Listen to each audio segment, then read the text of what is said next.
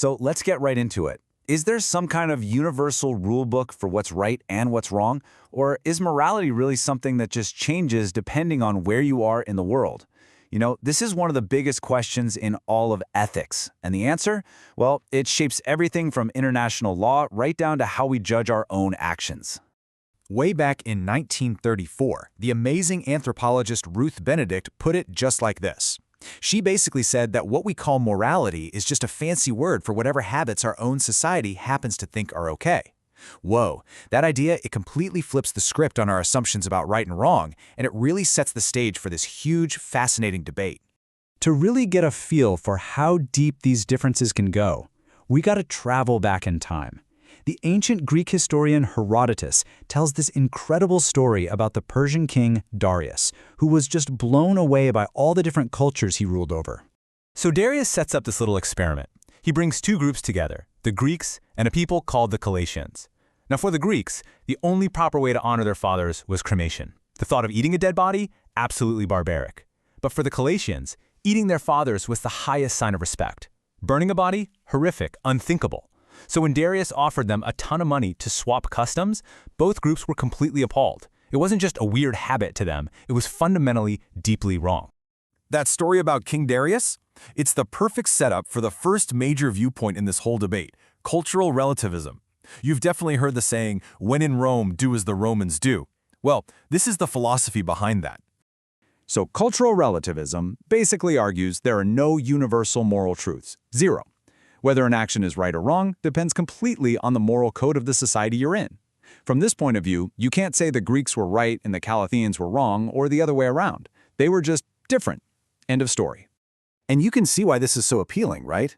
It encourages us to be tolerant, to be open-minded. It's a huge check against ethnocentrism.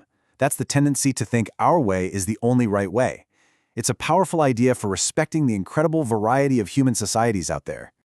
This wasn't always how people thought about it, though. Back in the 19th century, a lot of Western thinkers had this idea of a single ladder of progress, from savage up to civilized.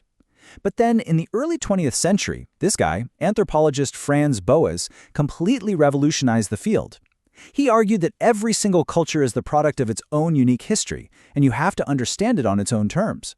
That idea laid the foundation for cultural relativism to become a key part of modern anthropology. But there's a huge counter-argument. What if, underneath all those differences we see on the surface, there are some moral rules that apply to literally everyone, everywhere? And that brings us to the other side of the coin, the universalist perspective.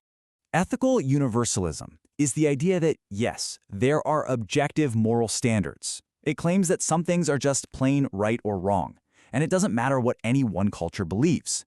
These moral truths, according to universalists, are for everyone, for all time. And you can see why this is such a powerful idea.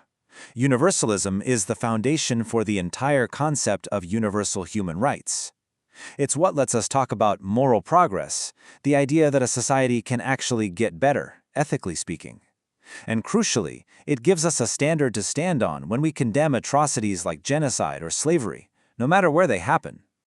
Okay, so we've got these two really compelling but totally opposite ideas. And like with so many things, when you take either one to its absolute extreme, you run into some pretty serious problems. This right here is the question that exposes the major flaw in pure relativism.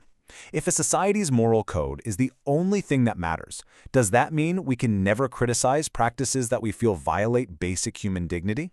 I mean, if a culture approves of slavery, does that make it morally okay in that place? For most of us, that's a conclusion we just can't accept. So this is the real tension. On one hand, you have cultural relativism. It's great for promoting tolerance and respect, but its huge weakness is that it can lead to moral paralysis, where you can't say anything is wrong. On the other hand, you have universalism. It gives us objective standards, but the danger there is that it can turn into cultural imperialism, just one group forcing its values on everybody else. So if both extremes are flawed, where does that leave us? Are we stuck? Well, a lot of thinkers argue that no, there's actually a more thoughtful way through this, a kind of middle path. This middle ground is often called ethical pluralism. It doesn't just say anything goes. Instead, it suggests that while there might be some universal human values, things like caring for our children or not murdering each other, The way we express those values can look incredibly different from culture to culture. It respects that diversity but still holds on to the idea of a shared humanity. So the key here is that this isn't just about splitting the difference. It's a more sophisticated idea, sometimes called relative universalism. It's like, okay, maybe there are universal moral foundations, but we have to be really smart and culturally sensitive about how we apply them in the real world. And we can actually see people trying to find this balance all around us. The UN's Universal Declaration of Human Rights is a perfect example. It tries to set a common standard for all people while respecting different cultures. The same goes for big global efforts like the Earth Charter on Sustainability or UNESCO's work on cultural diversity. They're all attempts at building a shared ethical language for all of us. Now, this might all seem pretty philosophical, but I promise you, in our super-connected world, this debate is more important now than ever. Let's talk about why this really, really matters today. Just think about it for a second. When we're building AI, whose values do we program into it to make it safe or fair? When we're fighting climate change, how do we agree on a plan that feels just to everyone? And this stuff is popping up every single day in international business and debates about data privacy, you name it. So what's the big takeaway here? Well, the goal in our globalized world can't be about making everyone the same. That's just not going to work. The real challenge is to build a world based on respectful coexistence, where we can agree on some core principles without wiping out the beautiful, diverse tapestry of human culture.